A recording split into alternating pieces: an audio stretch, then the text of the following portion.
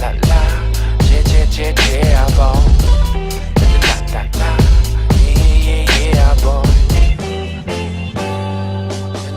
la, yeah, boy. Zone beats, boy.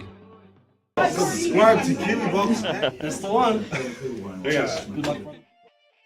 Kia ora team.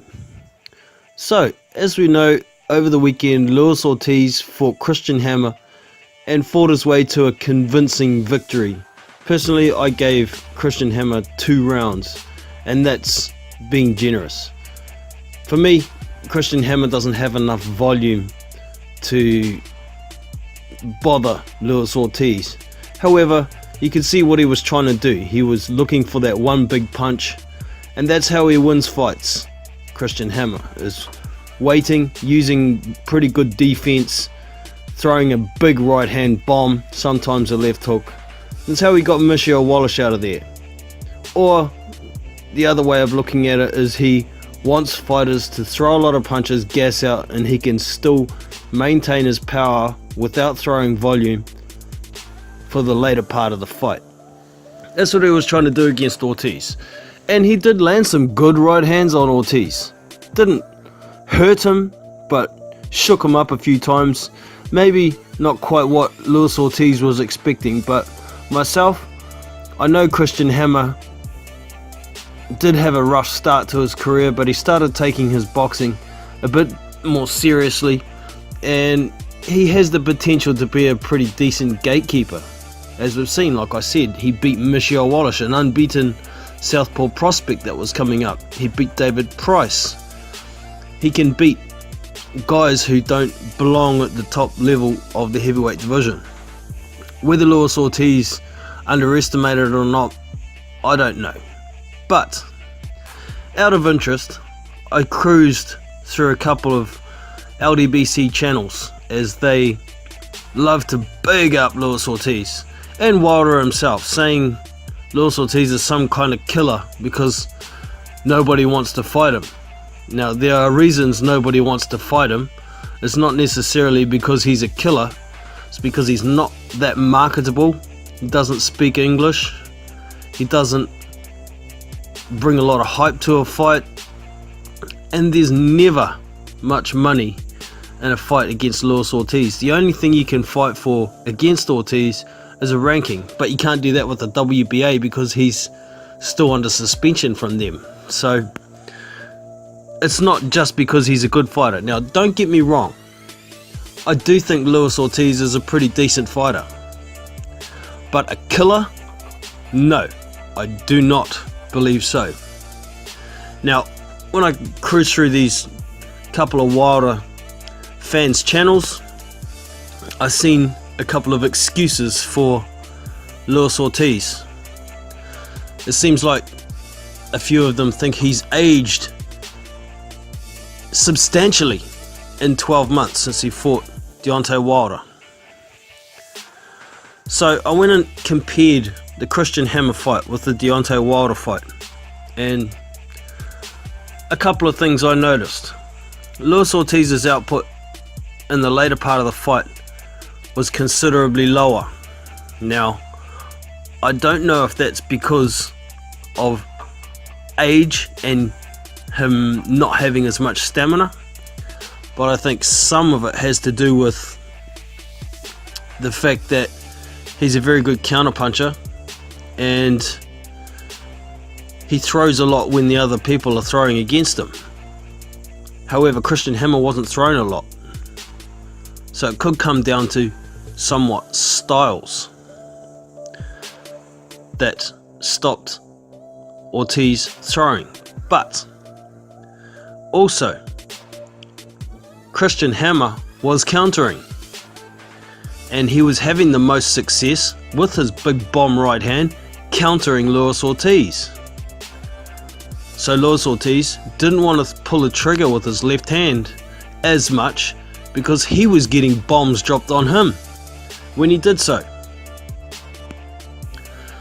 So, we know Luis Ortiz is a good counterpuncher, but when I was comparing the two fights, Luis Ortiz was a hell of a lot more aggressive coming forward against Deontay Wilder. So he's not only a counterpuncher. That's determined by the comparison. He can come forward, put pressure on, and throw bombs. Set traps for his big left hand. But he didn't do that against Christian Hammer. Because Christian Hammer's a better counterpuncher than Deontay Wilder. Put it that way. So, the other thing I noticed between the two fights, and this comes with regard to stamina as well. Luis Ortiz was not moving as much against Deontay Wilder. But he was moving and using angles a lot more against Christian Hammer.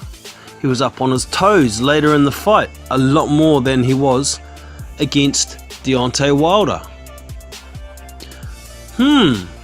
Maybe it's not his stamina, because that's not a trait of somebody who's tired in a fight. You don't move well when you're tired. You don't get up on your toes much when you're tired. So I don't believe that he was that tired against Christian Hammer. To a degree, it seems he didn't quite know how to work out Christian Hammer. He was never in any danger of losing that fight. The volume that he was putting out was much higher than Christian Hammer, and he was landing a lot more than Christian Hammer. Therefore, he could afford to sit back and take his time, pop that jab, because the jab was scoring a lot of points against Christian Hammer. So, I don't think he was tired. That's also not a trait of somebody who's aged substantially in the last 12 months. So I think there is no excuses for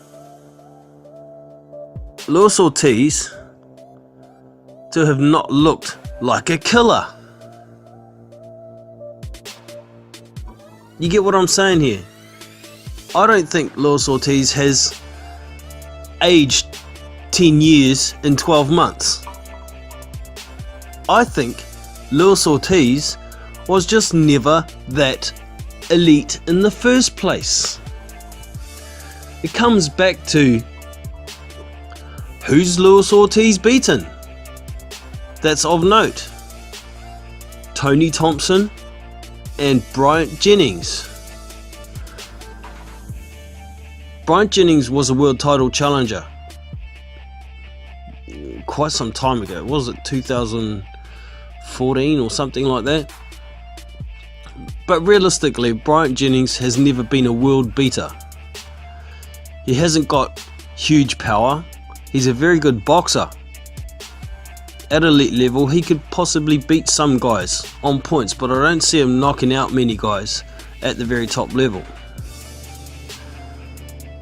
And then I saw on an LDBC channel, sorry. Well, how can you say who's he beaten when nobody wants to fight him? Well, at elite level, we don't really have an assessment, do we? We have Deontay Wilder as his only elite level fighter, and we call Deontay Wilder an elite level fighter because he is a champion. He knocks guys out, but it's well versed around social media. Deontay Wilder doesn't have a lot of boxing skill. He throws open-handed punches a lot of the time, which is actually illegal. He doesn't have great footwork. He doesn't have a lot of things. He has a big right hand and a pretty decent left hook that if he catches you with, more often than not, it's night-night. He gets by on his power. So, what I'm saying here is, if Luis Ortiz faced an elite level boxer, just for argument's sake, guys like a Dillian White, like a Tyson Fury, like a Kubrat Pulev, like a Joseph Parker, like a you could even say Adam Kalnacki at the moment, Anthony Joshua, I think all of those guys would beat Luis Ortiz. So where does that put Luis Ortiz in the scheme of things?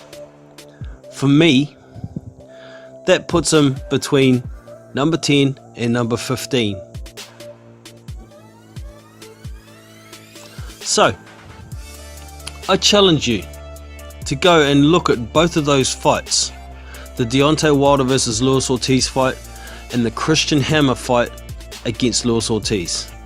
Make some comparisons for yourself and come back, drop some comments. Do you see anything substantially better in the Luis Ortiz versus Deontay Wilder fight than the Christian Hammer fight? And also, do you see anything substantially better in the Christian Hammer fight than the Deontay Wilder fight? You make a comparison, come back and let me know, because I think this is an interesting conversation to talk about. I don't think Luis Ortiz has aged that much in the 12 months since he fought Deontay Wilder. I think that excuse is absolute bullshit to try and make some fans' favourite fighter sound better. Hope you've enjoyed the video. Don't forget to subscribe to the channel. Give me the thumbs up and I'll catch you in the next one. Big Boys Boxing, we out. See you. La la, yeah, boy. La